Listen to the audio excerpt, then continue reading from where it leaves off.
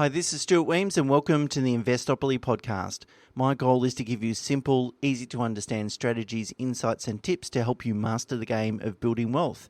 And in this episode, I'd like to talk about what investment opportunities and risks 2020 might bring. So with 2019 drawing to a close, can you actually believe it? I mean, seriously, it felt like we were just returning from the Christmas break yesterday. But anyway, just around the corner, I thought it might be good just to sort of reflect on, what I think might occur next year, but most importantly, what you can do about it from your own personal wealth accumulation perspective.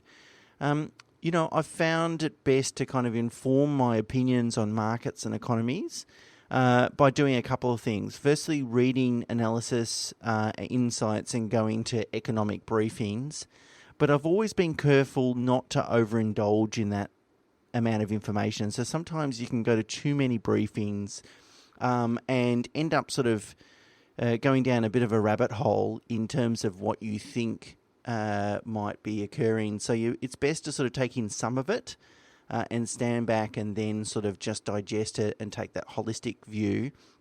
But you also should complement some of that sort of stuff with some real world observations. So, things like, and it's only sort of anecdotal evidence, but, discussions with business people in different industries, even observing retail traffic on historically busy times of the week, like Saturday morning, for example. If it's very, very quiet on a Saturday morning, potentially retail has some problems and so forth. So that's how I've formed my impression about different markets and the economy over the last 20 years, and the approach has served me relatively well. Although, there's that saying that there's two types of economists. The first type being those that don't know what's going to happen next, and the second type being those that don't know that they don't know that's what's going to happen next. In essence, forecasting is inherently difficult, and longitudinal studies have shown that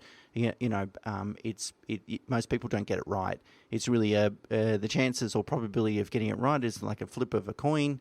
But be that as it may, it's always good to at least, I guess, build your investment strategy and make your investment decisions to try and accommodate some of the risks and opportunities that might be presented in the market, but not take massive bets. That's what I'm suggesting. So that is, you might tilt, or you might, say, oh, look, I'll make this investment before this one. You could make either, and in the long term, it would work out well. But what you're trying to do is just accommodate some of those risks, and that's what I'm thinking about when I sit down and I wrote this blog, which obviously I'm podcasting today.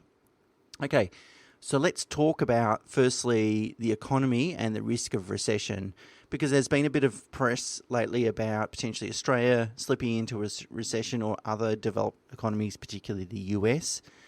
Now, if we focus our discussion on Australia, it's in its 28th year of uninterrupted economic expansion. So that is, GDP has grown for 28 consecutive years, which is a world record in the developed, out of all developed economies. But like all records, they've got to end someday. That said, population growth and raw materials, in particular iron ore exports, have been really big contributors to our economy over recent decades, and I just don't see that changing anytime soon. The iron ore price is high, exports are high, population growth is strong, overseas migration is strong, and all these things, really drive the economy. And unless we believe or we change a view on those two inputs, I think, because I think they're the two major inputs, then I can't really see us. Of course, our growth is slowing and it's slower, but in terms of 2 consecutive quarters of negative growth, which is by definition a recession, I think I can't really see that happening. Of course, there's some sectors of the economy that are struggling. For example, retail sales have been flat in the year to September 2019, based on ABS data.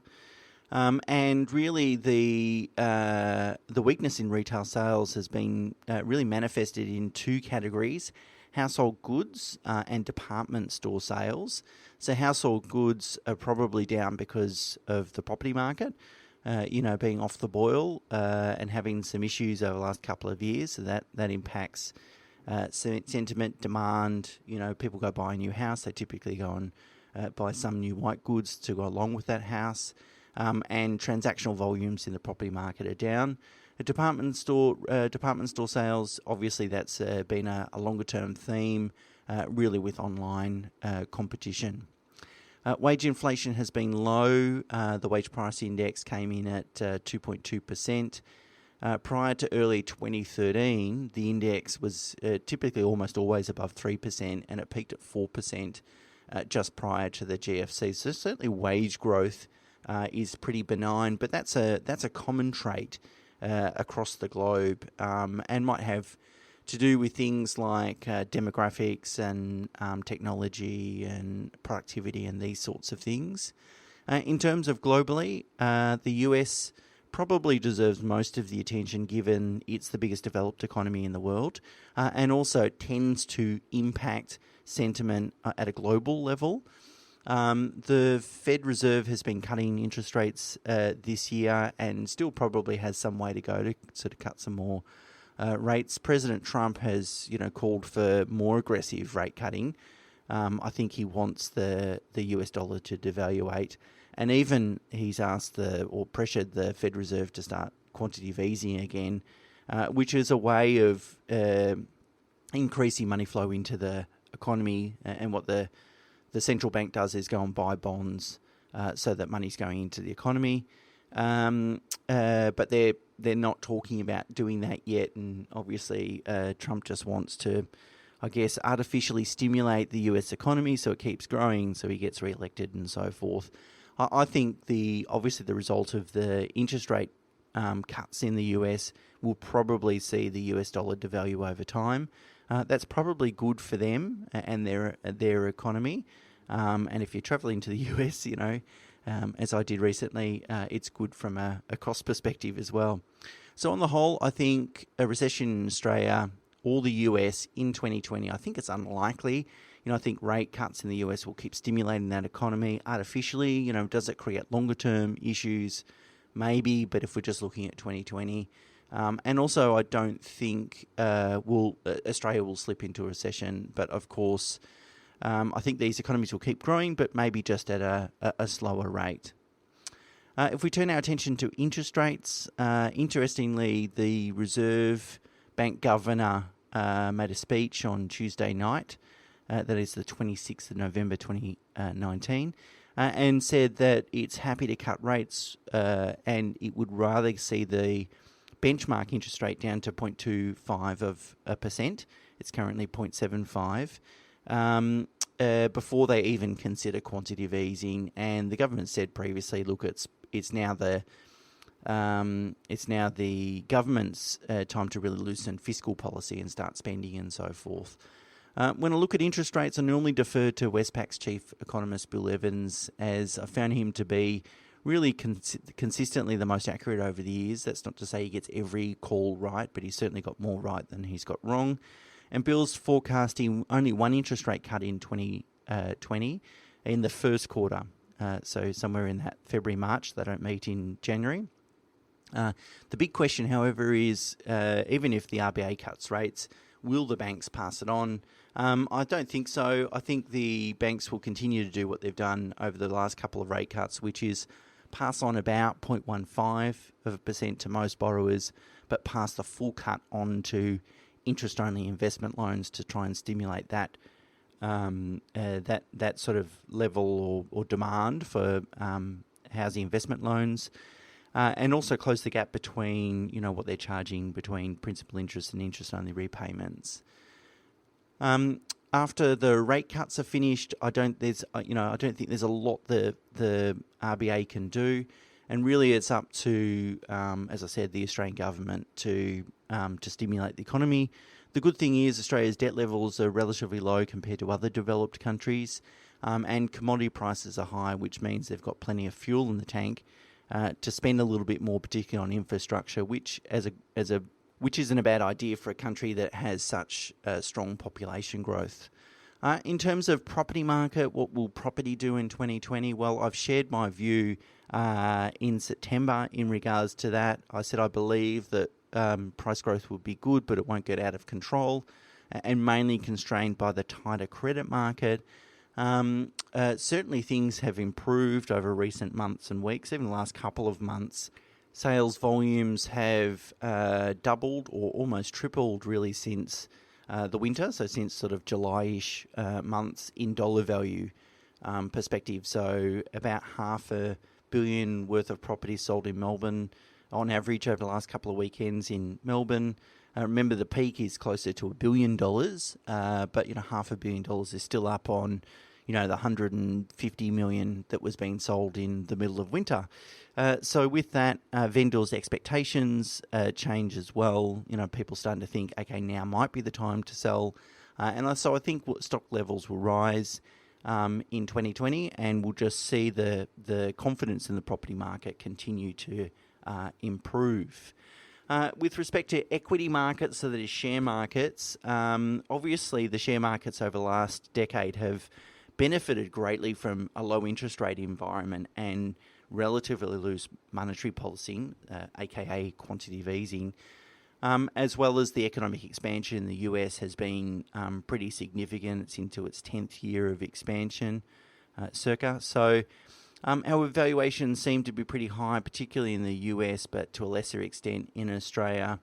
And really, I think there are two markets or asset classes that represent the best value at the moment are UK and emerging markets. And I did a podcast last week on investing in emerging markets, so I'll leave that one alone. In terms of the UK, it's trading at relatively similar levels to what it was trading at in 1999. It's got a market yield, the FTSE 100's got a market yield of 4.8%. So even the dividend income is pretty strong. And its price-to-book ratio is very low. It's nearly half that of what the US looks like. So it looks cheap, and arguably I'd say that the market's probably factored in all of the risks associated with Brexit. So naturally you think, well, what's Brexit going to do? But there's two things. The market's probably already fully reflected that in the current prices. And then secondly, the companies that are on the FTSE 100 are global companies. British American Tobacco, HSBC, BP, these sorts of institutions are global, and they would have had the last 3 years to really prepare for what Brexit might bring as well. So I don't know what equity markets will do, and I'm certainly not going to try and guess. I mean, the level of volatility in equity markets is high, and anything could happen. But I do know that studies have shown that the starting market valuations is a reliable predictor to long-term returns. So that is, if you invest in markets while they look like good value, so they're below intrinsic value, then in the long run your returns are probably going to be good. If you invest in markets when valuations are very high, well, your upside is very limited and your long-term returns are low. So skew your investments then towards markets that represent the best value. With bond yields being low and uncertainty in regards to equity market valuations being high, a lot more people are looking to sort of alternative asset class investments. And that could be really two sectors, commercial real estates, or what's called listed real estate investments trusts, or REITs is the acronym, or infrastructure. So both those are relatively defensive investments that generate higher levels of income. So they could be a good sort of proxy for a bond exposure, for example. But be careful because both the REITs index and the infrastructure indexes have returned about north of 12% over the last 5 years. So I think a lot of people are starting to think this way, and have pushed prices higher. So you want to be very selective about what investments you might make in that space. So what do you do with all this information? I think in simple terms, my advice is still to play the long game.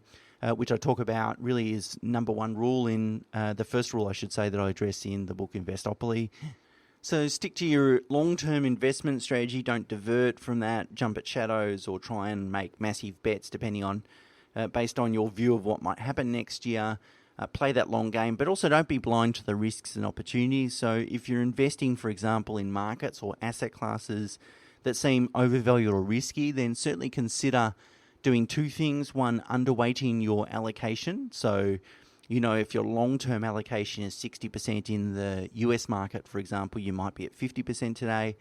And then secondly, using value-based investment strategies, still rules-based strategies, but trying to protect your downside there. Otherwise, look for markets that represent the best value.